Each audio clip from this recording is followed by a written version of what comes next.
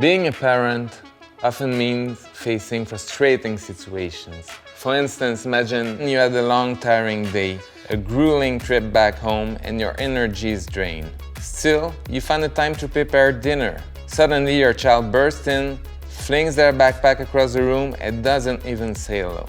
What's your initial reaction? Get upset? Punish them? Would that really be the best approach?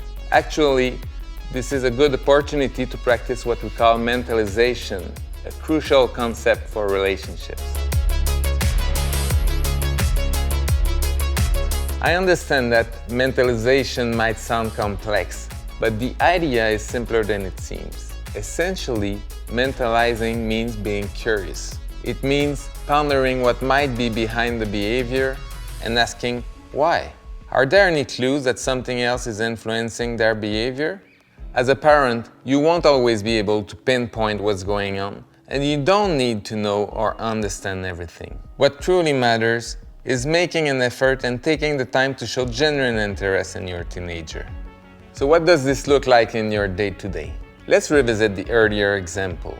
Your child suddenly becomes difficult, refuses to cooperate, and behaves rudely. You might interpret this as arrogance and provocation, which triggers frustration and the urge to punish them. Before reacting too strongly, why not try stepping into their shoes and considering a few possibilities? Maybe they had a tough day too.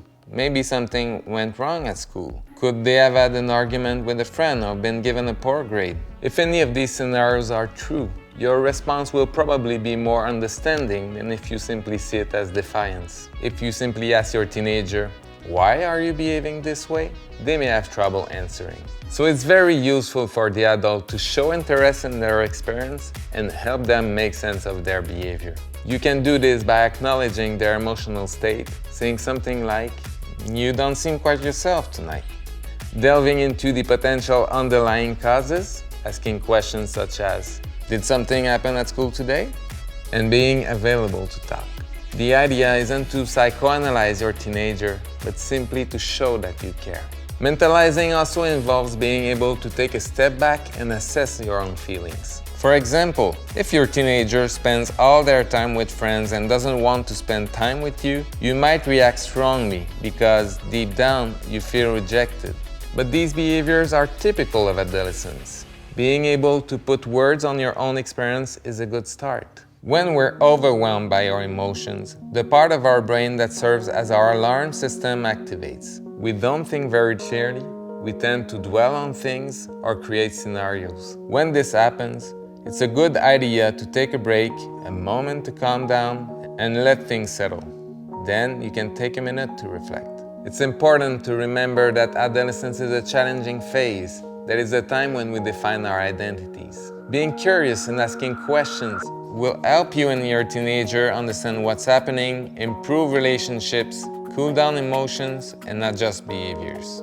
Most importantly, it will show your teenager that they are seen and taken seriously, which will give them a sense of importance. Teenagers might appear not to care, but they most often do. However, there are some pitfalls to avoid, such as being overly confident in your assumptions, saying things like, "They did this because," attributing thoughts or intentions to them, or letting your emotions take over, especially in tense situations. Mentalization also requires being available.